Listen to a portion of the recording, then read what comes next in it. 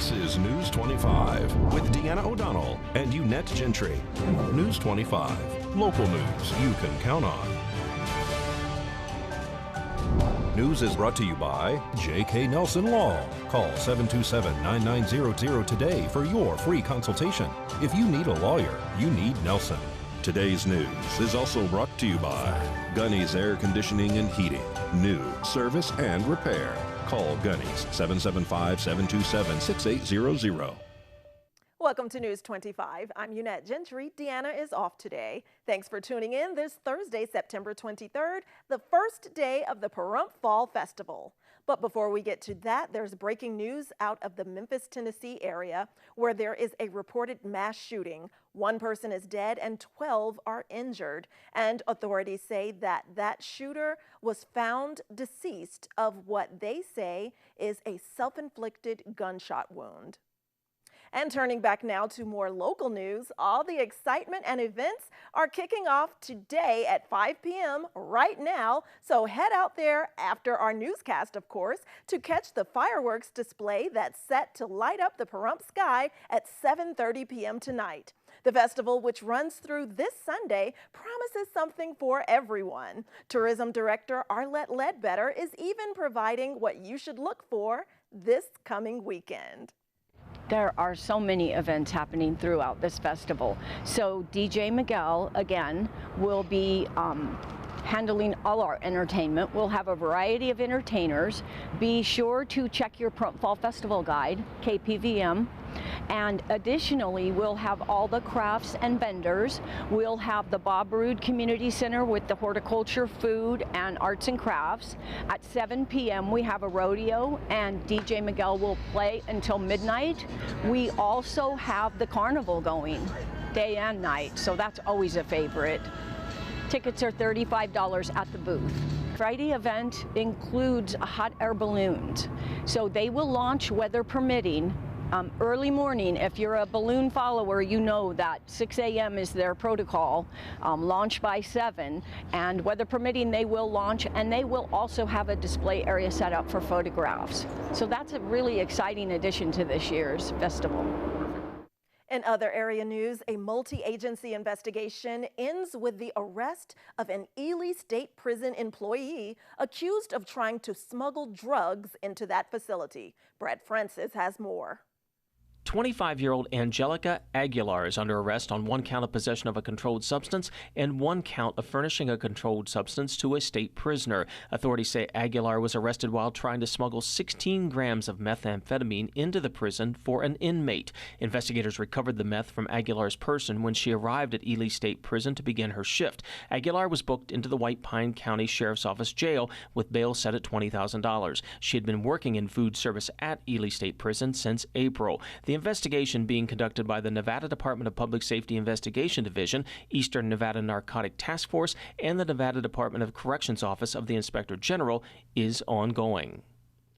Las Vegas Metro PD is investigating a deadly motorcycle crash that happened on the Red Rock Scenic Loop. Witnesses say a motorcycle rider driving through the loop Wednesday evening failed to negotiate a curve in the roadway and went off the road into the desert. Witnesses rendered aid until medics arrived. The 29-year-old man was rushed to UMC Trauma in critical condition, where he died shortly later. That accident marks the 99th traffic-related fatality in Metro's jurisdiction this year.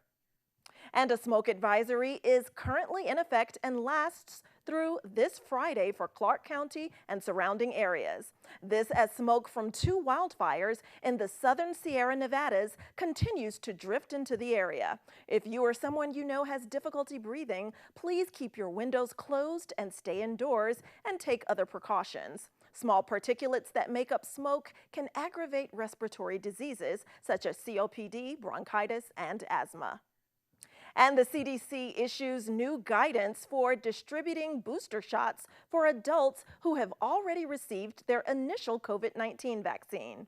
Individuals who are 65 years of age or older and living in a long-term care facility and adults with certain pre-existing health conditions are eligible for booster shots. An ongoing study related to COVID-19 vaccines by the WHO is looking at the safety and effectiveness of mixing vaccines by various manufacturers. For more on this, here's Matthew Davis. A recent study from the World Health Organization suggests that mixing two different manufacturers' COVID-19 vaccines may offer the same level of protection compared to just sticking with a single manufacturer's COVID vaccine. Here's what Dr. Catherine O'Brien of the WHO had to say about this ongoing research. Most countries have more than one vaccine that's being used in the program. So what would be easiest for countries and for people is to say, one COVID vaccine is like another, and I can have one dose from one product and a different dose from another product. But we don't actually have the evidence for most of that mixing and matching. And what we know about the safety is that the amount of reaction in your arm and some of the general short-term reactions that people get, not feeling well or a low-grade fever, are generally speaking the same whether you mix and match or whether you use the same regimen. So we do have safety evidence on this, and that's an important attribute of anything that we would recommend is to be sure we've looked at the safety already. What about microdosing of the existing COVID-19 vaccines or receiving a dosage of the vaccine that has not been specified by the manufacturer? The clinical trials that were done for these vaccines did research to figure out what the dose should be that people should receive, and those clinical trials have shown that when you're given those vaccines with those doses, we have very high protection against severe disease. But we know that in the future there may be some evidence that says that there may be a need for booster doses, or it may be possible for some of the vaccines that we have to reduce the dose and optimize the supply by doing that.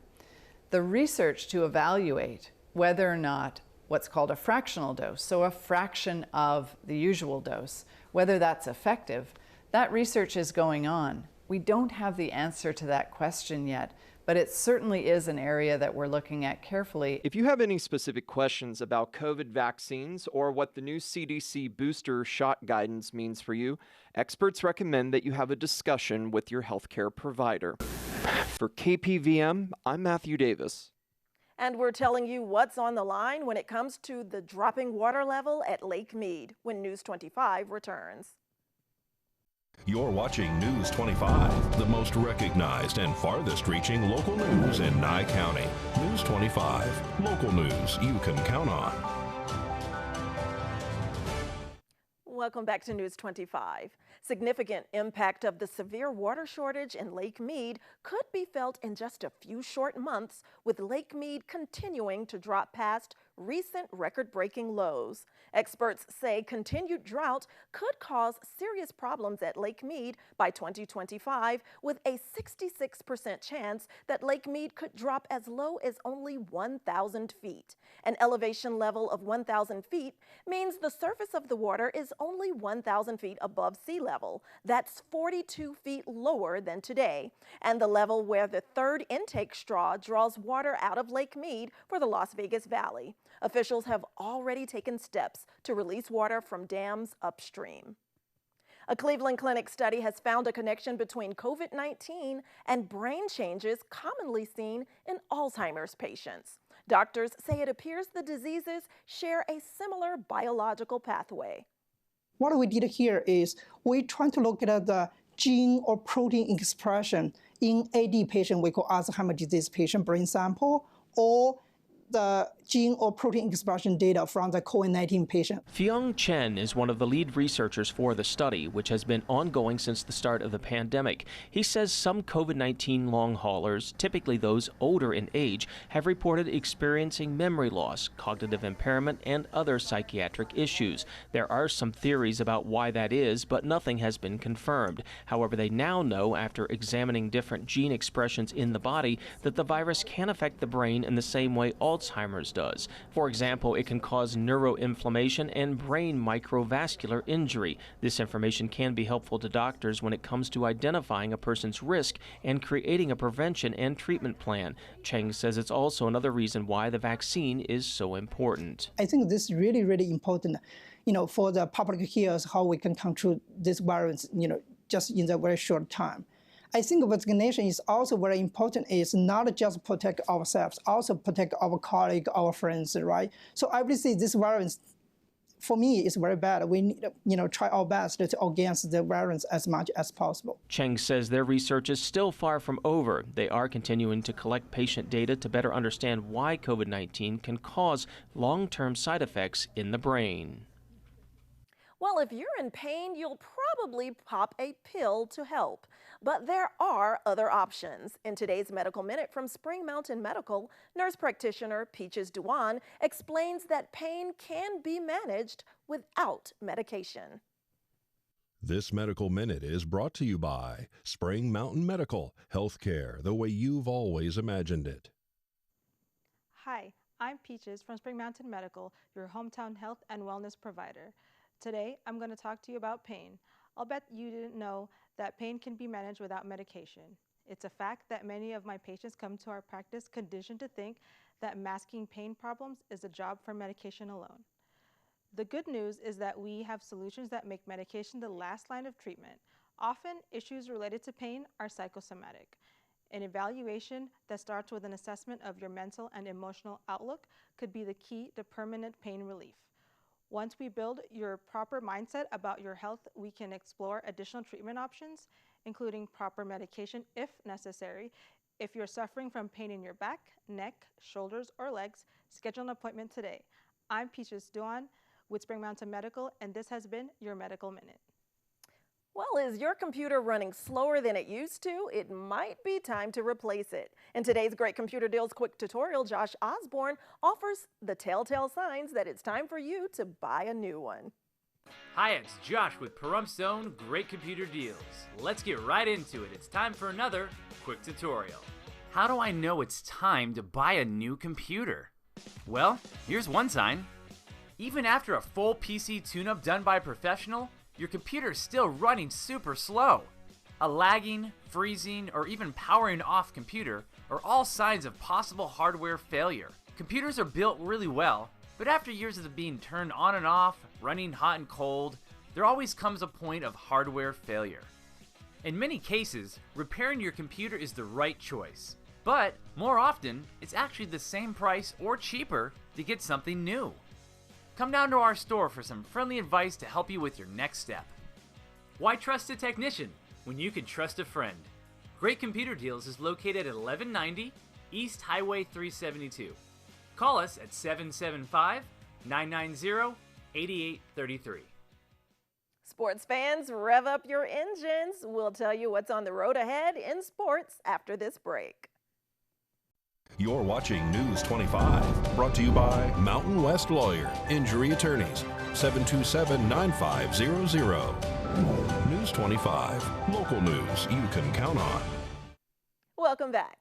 Well, in today's sports segment, we're introducing you to KPVM's second Distinguished Athlete of the Week. Doug Ferber has that and much more. Hello, sports fans. If you were to look for a silver lining in the 2021 Pahrump Valley High School football season, tomorrow's contest at Boulder City is the Trojans' first true test as Joe Clayton's team opens up its league season. Yes, the Trojans are 0-3, but two of their losses, both non-league, came at the hands of some tough teams. You know what? It basically comes down to the situation that these boys were handled. They were thrown into the wolves. What I mean by that is we didn't have our first two games. They were canceled. Those basically are like warm-up games. Everybody kind of has a couple warm-ups. Well, we basically are, right away started our very first game of the year, where everybody else was playing their third game of the year. It ended up being Virgin Valley, who are 4-0 now. And then right after that, Moapa, who's also 4-0, where two of the top 3A teams in the state are our first two games. So. This week's KPVM 25 TV's Athlete of the Week is a senior known for her kills and serves. 5'9" Kiana Touchstone, who had 5 kills and 4 aces in Monday's win at Sunrise Mountain, isn't your typical high school senior. Wondering what's next? With a 4.3 GPA, she knows. After high school, I plan on attending a university in Idaho to study up on the human psychology because it's always been super intriguing to me. And hopefully I will become a psychiatrist one day. Volleyball coach Chris Farrell says that Kiana's play has inspired the players around her so far this season. Kiana Touchstone is one of our returning four seniors, and she has really stepped up to the challenge of leading our young team this year into our games and our matches. She's done really well with the couple of tournaments we've been in so far this year, and it's just really great to see her really excel and come out of her shell this season. Teammate Taylor Wambecker says she's blessed to have Kiana on her side of the net. I love working with Kiana. I trust her with my whole heart, our whole team. As a setter, she's my favorite hitter, and I trust her to get us points and get the ball in the court. And she's a really good teammate, and she really encourages the younger girls, and I'm blessed to have her as my middle blocker. Touchstone appreciates the recognition, but says that this season isn't all about her. It is a huge honor to be Athlete of the Week. My team has a very big part in it because volleyball is such a team sport. I owe everything to them. Yesterday, the girls' volleyball team, led by Touchstone, beat El Dorado High School in 3 straight, 25-8, 25-9, and 25-9.